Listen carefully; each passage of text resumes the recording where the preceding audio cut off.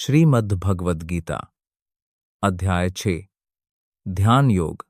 भागवत गीता के छठे अध्याय का नाम है ध्यान योग। यह अध्याय बताता है कि कौन सच्चा सन्यासी है, कर्म और योग का असली स्वरूप क्या है और ध्यान के माध्यम से आत्मा को ईश्वर से जोड़ने का मार्ग क्या है। प्रस्तावना।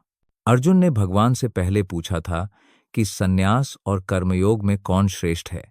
भगवान ने समझाया कि कर्मयोग ही सबसे श्रेष्ठ है।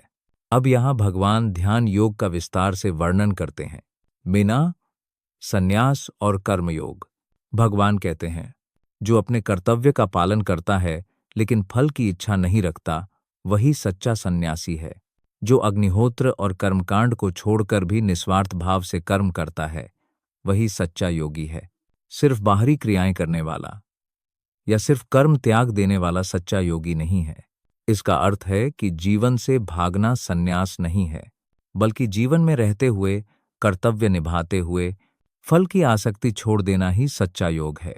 सच्चे योगी की पहचान। भगवान कहते हैं, योगी वही है जो किसी से द्वेष नहीं करता, सुख दुख में समान रहता है, मित्र और शत्रु दोनों को समान दृष्टि से देखता है और आत्मसंयम में स्थित रहता है। सच्चा योगी संसार से भागता नहीं, बल्कि संसार में रहते हुए आत्मसंयम और ध्यान में स्थिर रहता है। योगी का जीवन। योगी को संयमित जीवन जीना चाहिए। भगवान कहते हैं, जो व्यक्ति न अति भोजन करता है और न उपवास में रहता है, न अति सोता है और न अति जागरण करता है, वही योग में स्थिर हो सकता है। अर्थात संतुलन ही योग का मार्ग है। अत्यधिक भोग और अत्यधिक तपस्या दोनों ही बाधा हैं।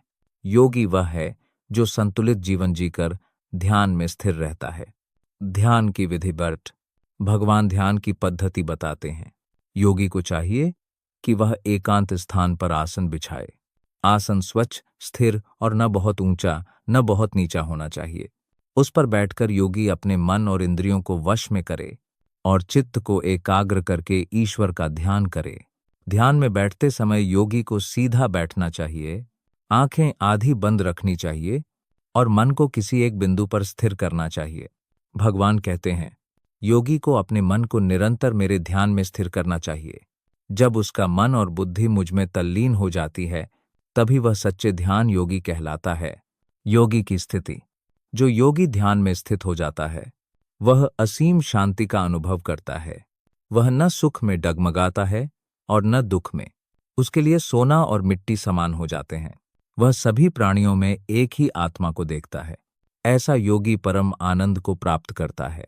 वह अपने भीतर ही भीतर प्रसन्न रहता है, क्योंकि उसका हृदय ईश्वर से जुड़ जाता है। योगी की महिमा। भगवान कहते हैं, सभी तपस्वियों से श्रेष्ठ योगी है, सभी ज्ञानियों और कर्मियों से भी श्रेष्ठ योगी है, और भक्तों में भी वह योगी श्रेष्ठ है जो मन से, वचन से और कर्म से मुझे अर्पित करता है। इस प्रकार भगवान ने योगी को सबसे श्रेष्ठ घोषित किया है। अध्याय 6 का सारांश। 1. संन्यास और योग में कोई भेद नहीं है।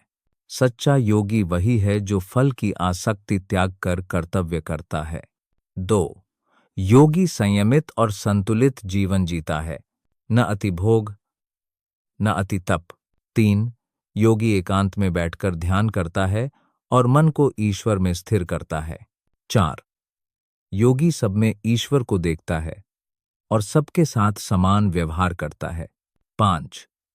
योगी सबसे श्रेष्ठ है, तपस्वियों से, ज्ञानियों से और कर्मियों से भी। 6. सबसे महान योगी वही है जो पूर्ण श्रद्धा से भगवान का ध्यान करता है और भक्ति करता है। निष्कर्ष। ध्यान योग का संदेश है, सच्चा योग ध्यान और भक्ति में स्थित होकर कर्तव्य का पालन करते हुए ईश्वर से एकत्व प्राप्त करना है।